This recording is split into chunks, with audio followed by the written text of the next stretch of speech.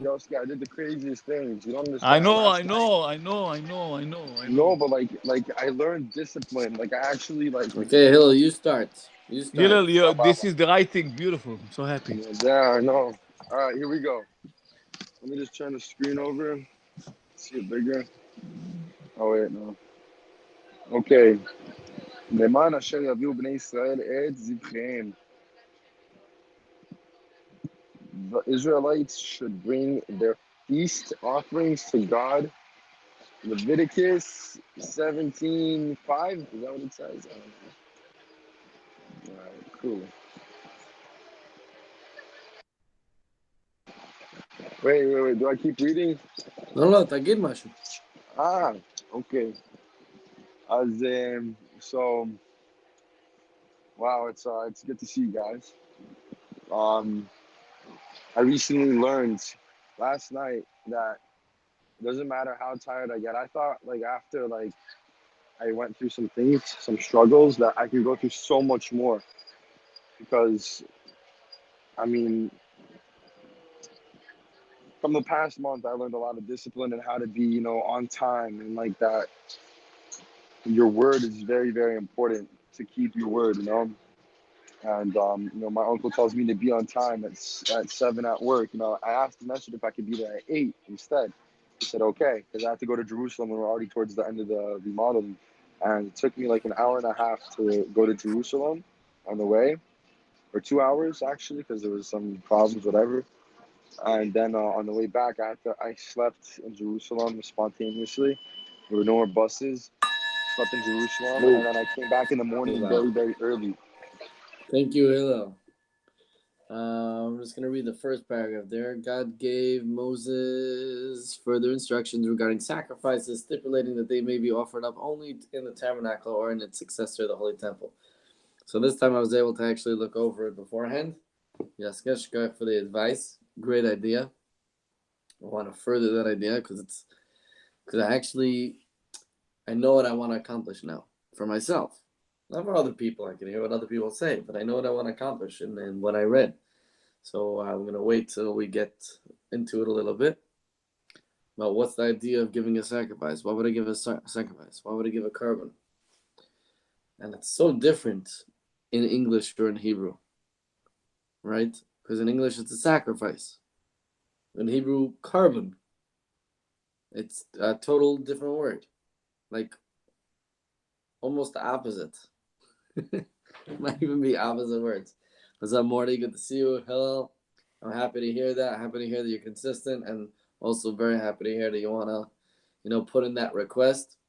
And I think that any decent person that knows that if you're sincere, they'll definitely let you go for it. I'm saying I'm sure he needs you there in the morning. That's why he, originally made it up. But maybe ask it. Good to see you guys. Hello. Yeah, it's Peleg, yeah? Peled with a D. Peled is more powerful than ever. A dollar. Dangerous. Dollar. It's a dollar. Yeah, I know. Plada. You know what Plada means? Plada in Hebrew is very, very powerful. The strong metal. Plada is basically the shell. It's very strong. More than a pellet is dangerous, so it's too powerful. Okay, for me, definitely. Sometimes a person is powerful more for himself even. So I realized, I thought only I think like that. That I realized amazing thing. The things I don't have a problem, I have a problem. And I agree with Bob Dylan. Bob Dylan said the hardest thing is the worst drugs is marijuana. He said because everybody thinks they can quit, so they don't know how to quit. So when to say it like that, a lot of stuff in your life is very easy to do because you are like this. It's up. God makes it be near you because it's you like this, and you think it's hard. So you should know it's not hard for you. Nothing is hard for you, little Sinai. Uh, and continue doing successful stuff. Hillel.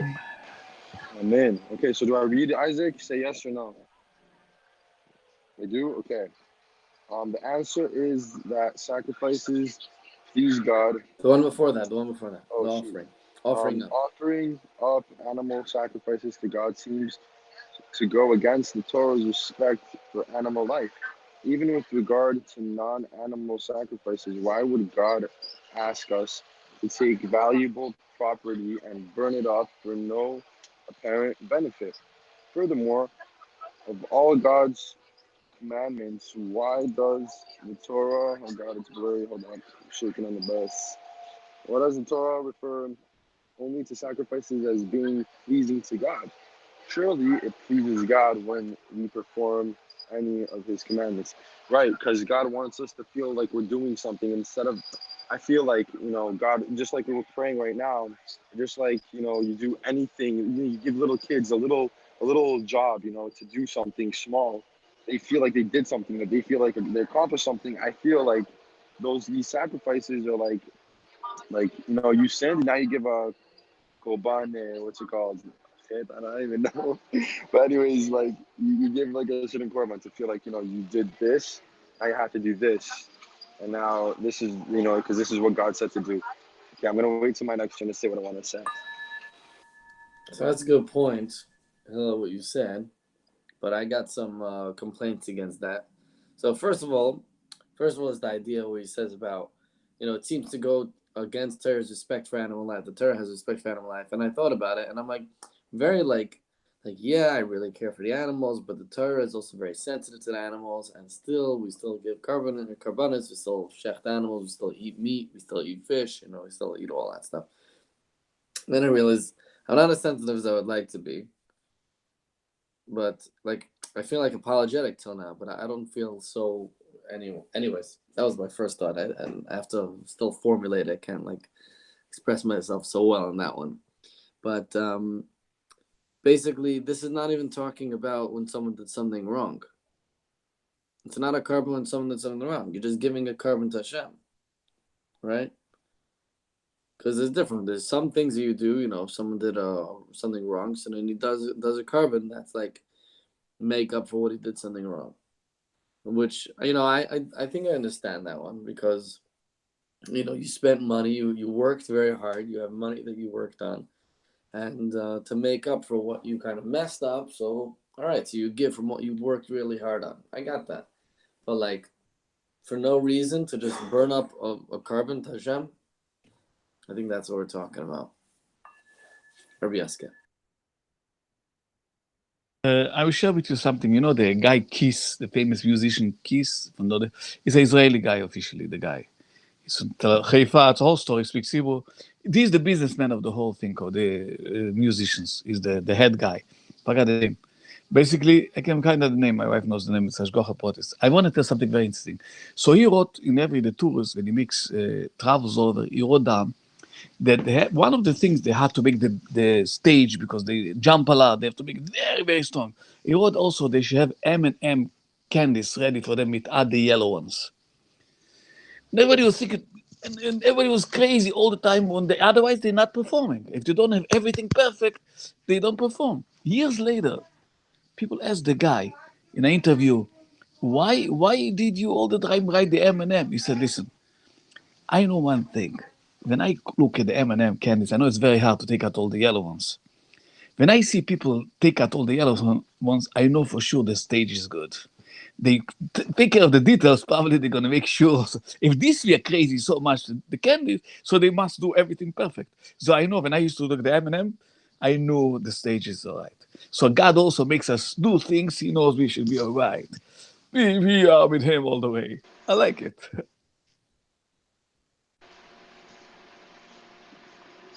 The key to okay, I want to say a lot of things, but I'm gonna go back to my first point. Basically, my uncle is putting me through a system that basically when I go to the army, there's a Hashem in a couple months, I'm gonna be so ready. Like I thought I was already ready, but now I'm even more ready because like the system that he's putting me through is like if you're not on time, you're effed. Like if you're not doing what is done, like I tell the workers, if what has to be done today on the schedule is not done today, you're not getting money. We have to do like I'm just trying to say that whatever, I learned a lot, and I feel a lot more responsible now. I feel a lot more aggressive and like, like in getting what I want. Like, let's say like whatever, there was somebody that ripped off my cousin when I wasn't there with him, and like he gave him change as lamps, like little lamps instead of change, like instead of money. I was like, I went to him. I was like, my cousin came here yesterday. You gave him change. You gave him lamps as change. He was like, okay. And I was like, I mean, not he was like, okay, but like in Hebrew, I was like, what's a stupid? What's and like I started like talking to him in a way that I never spoke before. Like I learned from my uncle, and I loved it. and like and he was like he gave me so much respect, and then he gave me like more chance. I love it. I love it. I love the whole interaction, the whole thing. Really cool. Yes, guys, good stuff. Good stuff you're sharing today, Bob Dylan, Kiss. I like it. No, really, that's good stuff.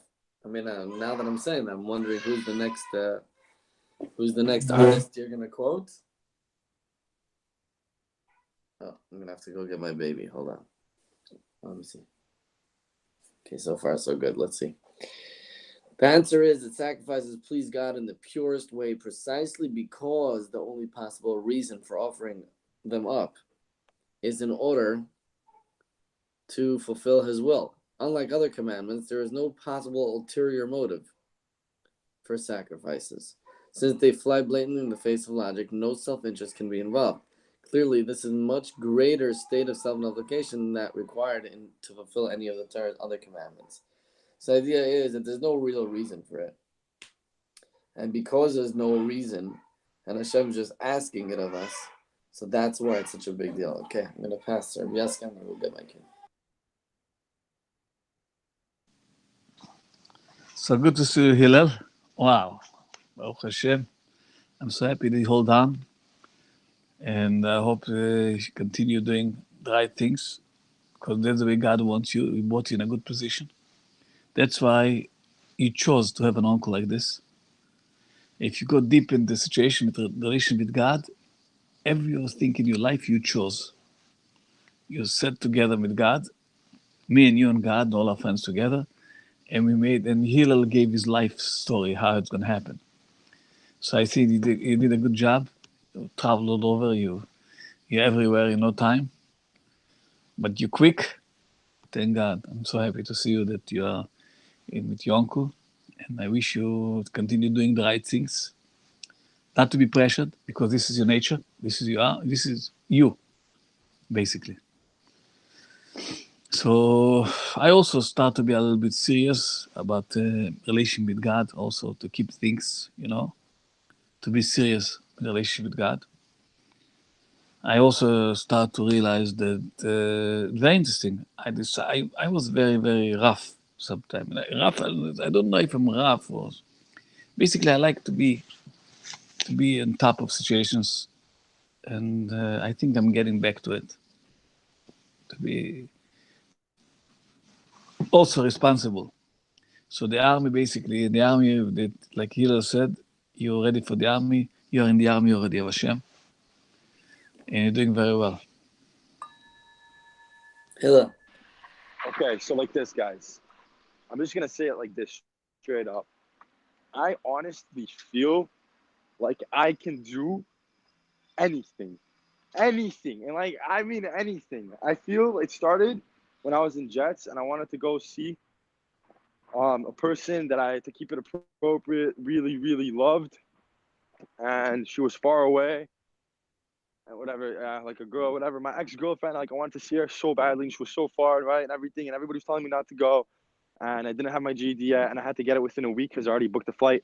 Somehow I got the money, I got everything that I needed because I was so motivated and I was so excited and I wanted it so badly that I got the money and I got everything together. I didn't even have a place to stay until 2 days before my flight, and all the struggles that I went through, my flight was canceled, delayed because of weather and all this stuff.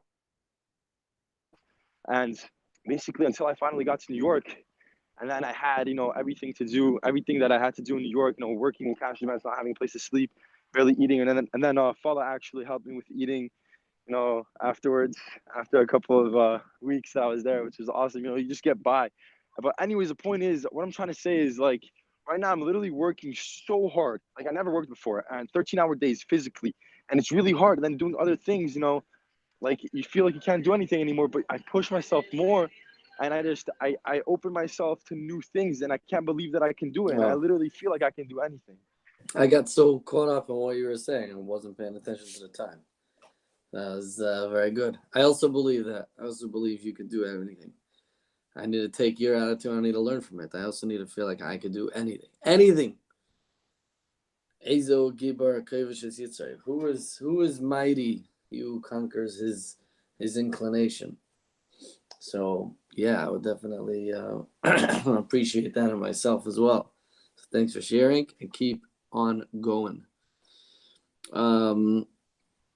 We'll leave this last one here. Today, our daily prayers are a reflection of the sacrifices offered up in the tabernacle. Just as with the sacrifices, it may seem illogical to waste our valuable time on praying when we could be actually doing something, even holy deeds, such as setting the Torah or performing some practical commandment. Yet it is precisely by dedicating our valuable time and concentration to nothing other than getting close to God that we connect to Him in the most profound, intimate way. This is from Likutei Sichos, volume 32, pages 1 through 5.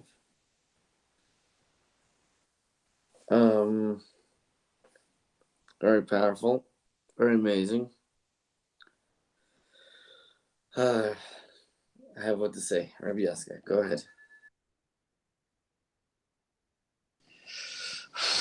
Wow.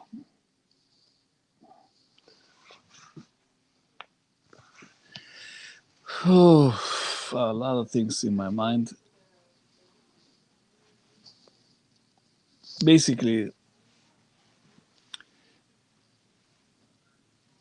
I appreciate that Hillel realized they can do everything and everything because you have a choice. And the idea is to accomplish really what you have to accomplish. And that's what we do, learn with daily wisdom to understand what you sacrifice and what the reason we do some things. It's funny. The reason what we do something makes it valuable. So when I saw Rabbi Isaac, I hope next time you know before approximate what time is going to be the FiveAlive. I didn't know what time it's going to be, but I pushed myself and I said, okay, Dave should help to be there. So I want to say about the sacrifice.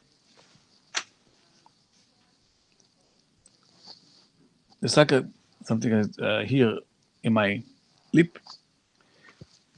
Look at Shlevi Fuchs, got 362 tefillin. Amazing. So, Hillel, just be relaxed, be happy. You're in the right place, the right time, the good friends. It's amazing, Hillel. Good to see you, Shmuley. Shmuley, perfect timing. Sorry, I'm not really able to. I'm just sitting in the car. But good morning, everyone. So I started to read it this morning, but I was kind of busy. The dentist appointment, and then I had basically, I don't know what it is, but first off, my ear started to hurt like by break, and then I flew, and I thought it was like an ear infection, right? And I was told, if you go on a plane and you have an ear infection, it could like, or you're starting to get one, it could like make it even worse. It could kind of really annoy you for the next couple of days because you just flew. But now I can barely hear out of my ears. Like everything is much like lower.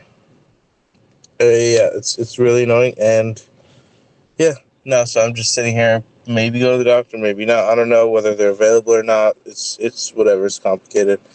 Um, but yeah, either I sit through pace up with this, or I just get it over with. Complicated, but yeah, it's nice to see everyone. Nice to see a photograph of Hillel of his whatever. Jessica, good to see you. Isaac, good to see you. And doesn't seem like anyone's on here. But yeah, I think I'm gonna read the whatchamacallit, and either I'm probably gonna hang up in a couple minutes. It's just that I'm in the middle of doing something, so right now it's like a pause. But yeah, I am in the middle of reading it, and it's cool. I like how you posted it half an hour before, so hoping that people see it. All right, thank you very much.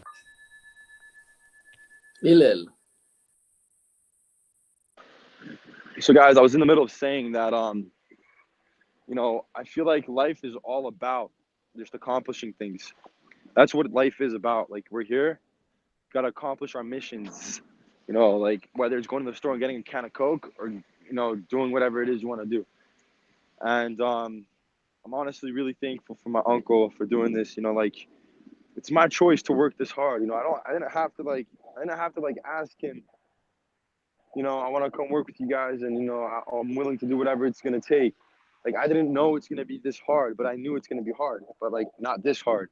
And I mean, right now, like I feel like the smallest, whatever. Like I got bruises all over my body from like picking up stuff, short sleeve shirts. I don't know, not wearing gloves. I literally have like dinosaur hands right now. I never had like stuff on my hand, but like, yo, I feel like I'm a machine. Like honestly, it's amazing. Like nothing. I feel like nothing can hurt me, and I can do literally anything. And I need to emphasize anything. Like anything in the world that you want to do, your mindset should be nothing can stop me.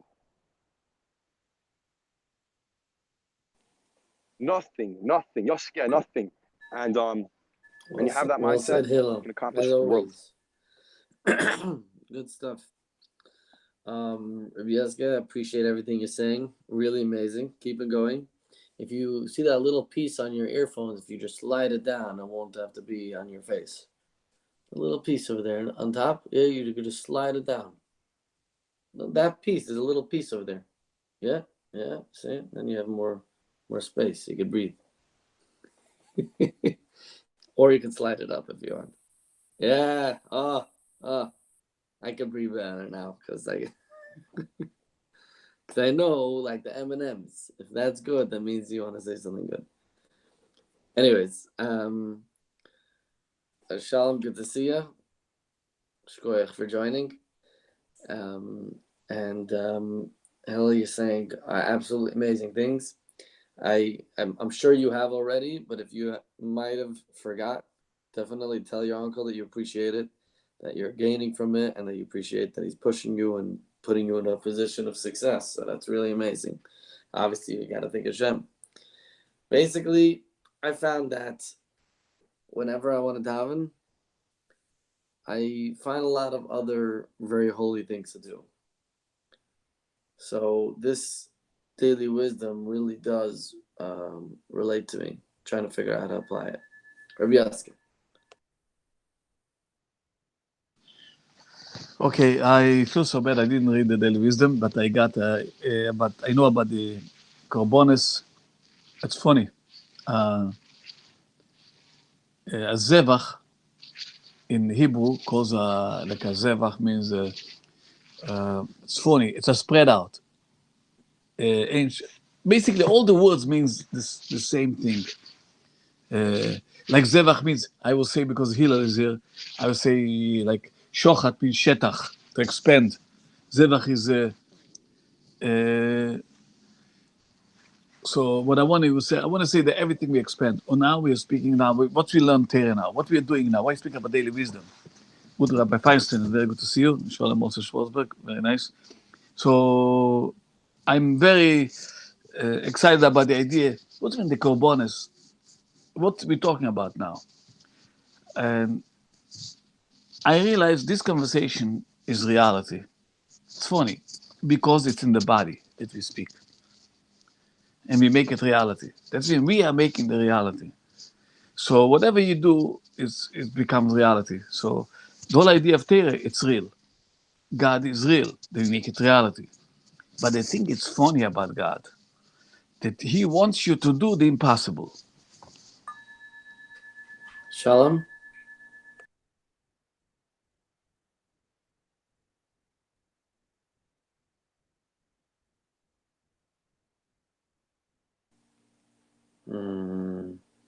Mendel? Good morning. I guess, for me, it's still morning. I guess I missed what the Daily Wisdom is saying today. So I would like to listen today. And I know Bittel, Isaac, I know you say It's Bittel. right there. You can read it. What's the problem? Wait. Do you want me to read it now? You could also, yeah, sure. Oh, okay, I read the first line. Offering an animal, thanks to God. So, yeah, I guess that's what Pesach is somewhat about. Now we're here at we're all the way up in the mountains, California, and yeah, there's nothing here. So the only thing that's left is the animal and us. So we have to work on that. But I would love to listen right now because I have a few minutes. So pass. Okay, Hillel, you're up. Listen to this. Right now. I came back from Jerusalem last night after a long night. I basically saw a friend that came from New York. He was here with the school, and he was leaving. He's leaving tonight, so I went to see him tomorrow. I was working the whole week. I had no time, right? So right now, I was working the whole day. I got to work at 7:30. I woke up at 5:30 so I can get from Jerusalem to Chulon Bat Yam, on time for work. I got a half hour early to work, and I worked all day, cleaning all day, putting flowers in the garden, cleaning up after my workers and everything, like doing all the whatever, just working, right, physically. And now my uncle needs me in his house cleaning and helping, and the workers are still there's one worker still there, but since we're all family and he's still my boss, he let me off early because I need to clean my room, and I didn't clean my room for Pesach because I was cleaning his house for the remodeling, you feel me? So right now, since my grandmother is his mom, my grandmother needs help because she can't take it that my room is a mess. I have right now, I just got home, an hour and 13 minutes to clean my house. Okay, look at this mess. Look, do you see this? Do you see this mess? Yeah, that's a whole week of not doing nothing, not cleaning nothing. Okay, I have 1 hour. If I don't, dir balla, my grelly. You understand? So, like, I have to hang up right now. I'll talk to you. Actually, I'll leave it on, whatever. Thank you, Hillel. Shalom, you're right after Rabbi Yaska, if you're available to speak, because you were going like this, like, what about me? So, Bez Hashem, hopefully hear you say something. And we want a tour of the fancy hotel, by the way, if you want to give us a tour. Who's us? Me. I want to see. And Mendel, good stuff. Always, basically what we could do is that you read one paragraph every time. That's what the maximum is. So you have the choice to use your minute and a half however you want, but it's good. You read one paragraph, then you continue going. So we actually finished it. You could go again. I'll read again. God gave Moses further instructions regarding sacrifices, stipulating that they may be offered up only in the tabernacle or in the success of the holy temple. So interesting. How does that work now? Because we know that there's different what karbanas stand for. So what does it mean, right? Because like karbanas either means to get closer to God or giving up something from, like something that you really want, you give it up for Hashem. Different things like that. Or giving tzedakah. But so how does it fit with that that theme of that you can only do it in the Beis Hamikdash or in the Mishkan? I don't know. I have no idea. Anyways, good to see you all. Mendel, Shkoyach, Rabbi Yaska, go ahead. So I was thinking that I'm listening to what you say about the Beis Hamikdash, Mishkan. Imagine this is true. We're speaking of true things. This is only true what is happening around the world. What we say now, the rest is not real. You know how important it is to be connected to the truth. And I think if you connect to the truth, that everything has to fit this puzzle. That's mean when we speak now about God, we speak about friendship, we speak about to care about each other, and we have feelings also. You understand? So I'm very happy that I joined today, FiveAlive. And God willing, we should be seeing a lot of nachas from each other. So I wanna say about the sacrifice. It's like basically everything is a sacrifice. Everything you put is a sacrifice. You connect to the right things. It's sacrifice. I'm speaking about my stomach, I want to say, because I want to feel that I'm doing the right thing, and I think I do the right thing. So What else? I specifically I want to say some things, some comments to some people, and I'm not going to say it because we learn about the sacrifice. Thank you. Shalom Schwartzberg.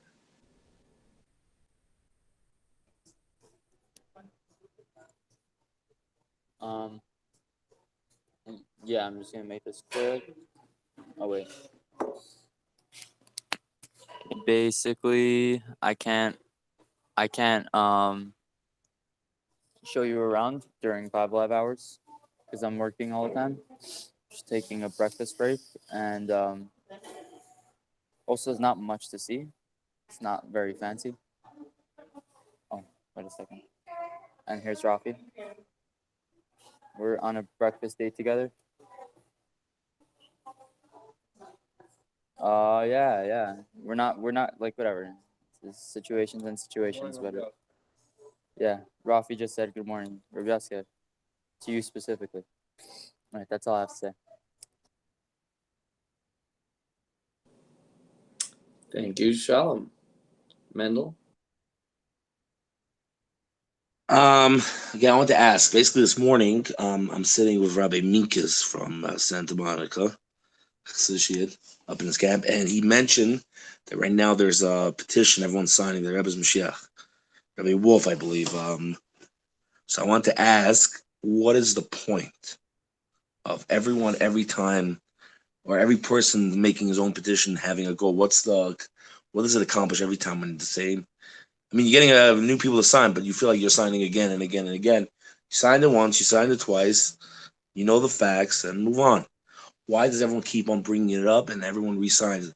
Kind of starting to feel pointless or useless. So if Yasker or Isaac could, or anyone else, elaborate on this, I'll be really appreciated. Pass L'chaim. Hillel.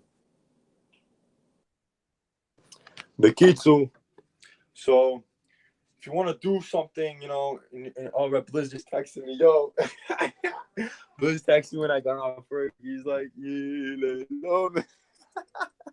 And I'm like, yo, the first thing that popped in my head was Isaac and Yaska saying that. And then I just started to laugh and I recorded to him and I was like, yo. And I missed you, bro. And like, well, whatever. I don't know what recording is. Let me start talking. Anyways, I love Red Blizz. He's awesome. Miss him. Miss you guys. So I just want to have that point, I was mentioning before. I'm going to say it again as many times as I can. That, I feel like a lot of people that I know want to do things. And there's just like this kotel in their brain, that's a kotel, a block in their brain that's blocking them from doing whatever it is guys want to do. What I'm trying to tell you guys is break down that block. Start breaking down that block and you can do anything in the world. You want to go to Australia? Go to Australia. You think you can't fly 19 hours? Bro, just do it. I don't know. Like, man, it's hard. Like, I have this thing in my brain where, like, sometimes I don't give an F, right? And that's how I went through my childhood. But, like, now I have this discipline part. And together, put that together, it's like in my head, right? It's the best. Because at the same time, Thank you, Hillel. Wow. I wanted to say this idea of how it used to be with Farbrengen, we're discussing it a little bit. Anyways, I wanted to say this idea that it really used to be, I think, that it used to be that like brute force that gets you there.